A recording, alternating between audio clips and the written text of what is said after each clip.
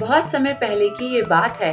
एक गांव में अंजना नाम की औरत अपने सास ससुर और पति के साथ रहती थी। उसकी शादी को 5 साल हो गए थे, लेकिन अभी तक वो माँ नहीं बन पाई थी। अंजना काली माँ की बहुत बड़ी भक्त थी। वो हर दिन माँ काली की पूजा अर्चना किया करती थी और उनके मंदिर जाकर उनका आशीर्वाद मांगती थी। हे काली माँ, अपना आशीर्वाद सदैव मेरे ऊपर बनाए रखना और मेरी ये सोनी को जल्दी ही भर देना माते। मेरी शादी को 5 साल हो गए हैं और अभी तक मेरी गोद नहीं भरी। हे माँ काली, मेरी ये सोनी गोद भर दीजिए माते। अंजना जैसे ही मंदिर से बाहर आती है, वैसे ही उसे एक बहुत ही छोटी सी बच्ची सीढ़ियों पर रोते हुए मिलती है। अंजना उसे अपनी गोद में उठा लेती है और उस बच्चे को चुप करवाने की कोशिश करती है, पर वो चुप ही नहीं होती। इसलिए वो उसे अपने घर ले आती है। उसकी सास उससे कहती है, अरे बहू, ये तो किसका बच्चा उठा लाई? ये तो बहुत छोटी बच्ची है। और किसकी है ये? अंजना अपनी सास को पूरी बात बताती है और उसकी सास कहती है,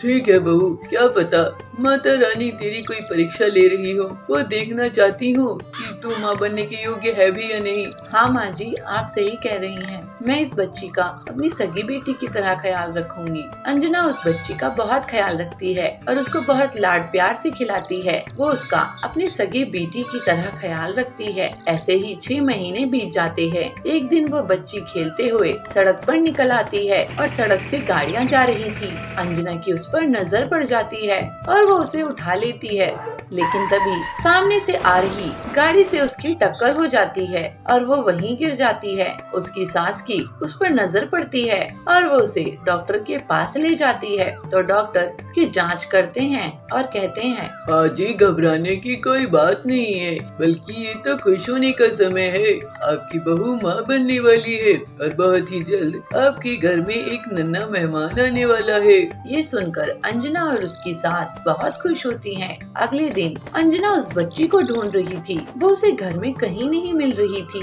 अरे, मेरी बेटी कहाँ आ गई? राधा, राधा!